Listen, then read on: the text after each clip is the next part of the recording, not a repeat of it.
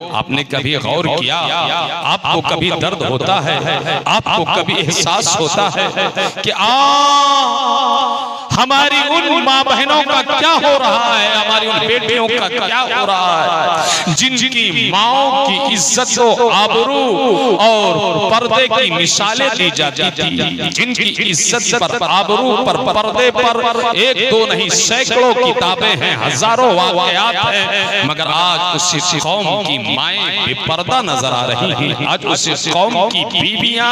बेपर्दा नजर आ रही हैं, आज उसी कौम की बेटियां जो है बेपर्दा नजर आ रही हैं, कॉलेज में दंदनाती भी नजर आ रही हैं, आपके मोहल्ले की लड़कियां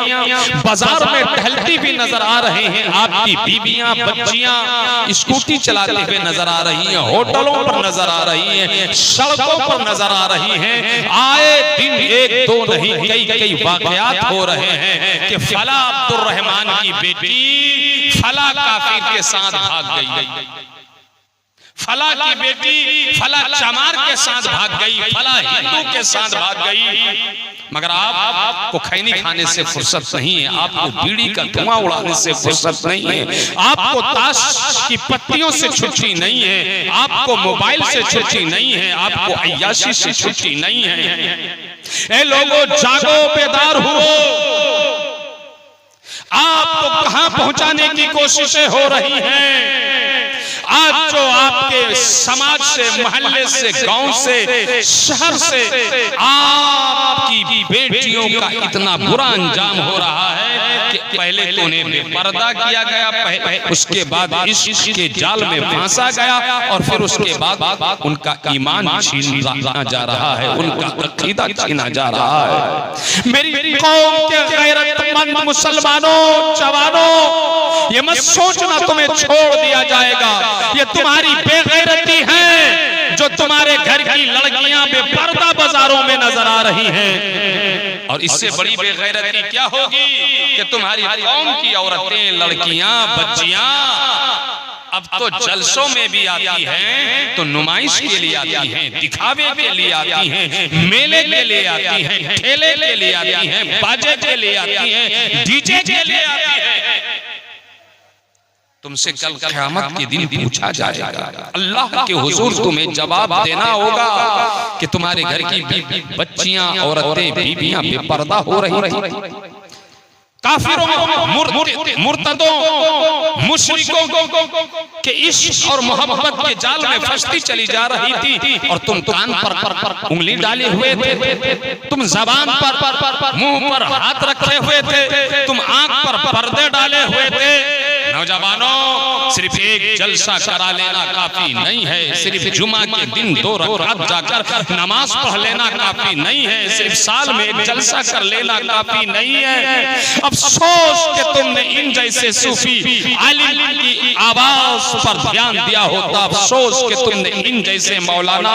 की तकरीर पर गौर किया होता, ऐसे मुखलिस लोगों की मेहनतों की तुमने कद्र की होती, तो आज तुम्हारी ये हालत नहीं होती। सिर्फ बच्चियों का बुरा हाल नहीं है, सिर्फ बीवियों का बुरा हाल नहीं है,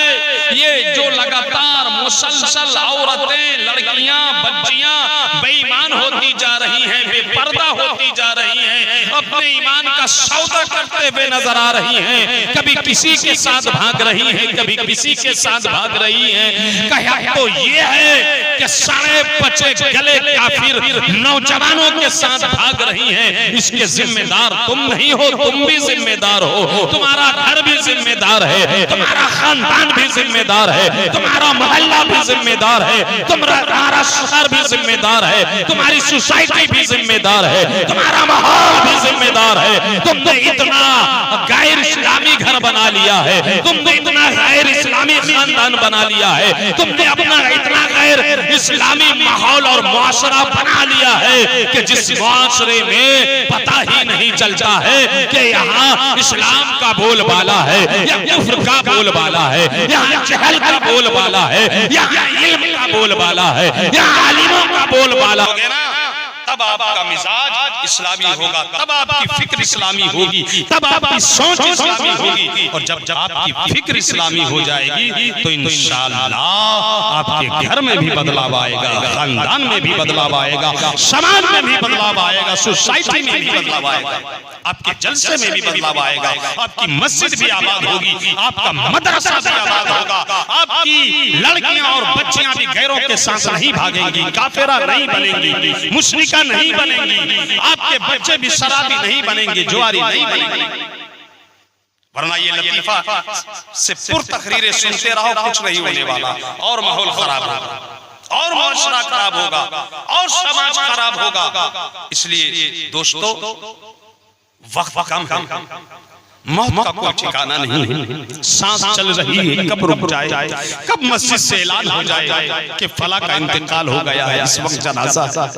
कब ऐलान हो जाए कि फला की तदफीन का वक्त हो जाता हुआ जाता है, कब ऐलान हो जाए कि फला का चेहरा में 40 हुआ, इससे पहले कि हमारी चलती हुई सांस रुक जाए, इससे पहले कि हमारी दिखती आंख बंद हो जाए, इससे पहले कि हमारी जिंदगी का किस्सा ही तमाम हो जाए, वक्त कम है। आओ अल्लाह की तरफ पलट जाओ, आओ रसूलुल्लाह की तरफ पलट जाओ, आओ दीन की तरफ पलट जाओ, आओ अल्लाह की बारगाह में आओ, और रोते हुए आओ, गिड़गिड़ाते हुए आओ, आंसू बहाते हुए आओ, आंख में आंसू के कतरात लेकर आओ, धड़कता दिल लेकर आओ, फड़कती आंख लेकर आओ, कांपता बदन लेकर आओ, थरथराता हाथ लेकर आओ, सर्व सुजुद हो जाओ, अल्लाह की बारगाह में सिलेंडर हो जाओ, अल्लाह की बारगाह में रुजू कर लो, अल्लाह की बारगाह में गिर जाओ, रोते हुए कहो, आंसू बहाते हुए कहो, गिड़गिड़ाते हुए कहो, मौला राम राम, मौला हमने बहुत गुनाह किया है, बहुत जुल्म किया है, मौला अपनी जानों पर बहुत जुल्म ढाए हैं, मौला गुनाहों के दलदल में हम फंसे हुए हैं, मस्जिद से दूर हम हैं, मदरसे से दूर हम हैं, नमाज से दूर हम हैं, रोजे से दूर हम हैं, मालदार होने के बाद ज़कात से दूर हम हैं, साहिब निसाब होने के बाद हज से दूर हम हैं। या अल्लाह हमारे घर की बच्चियां गुनाह कर रही हैं, बेपर्दा घूम रही हैं, आवारा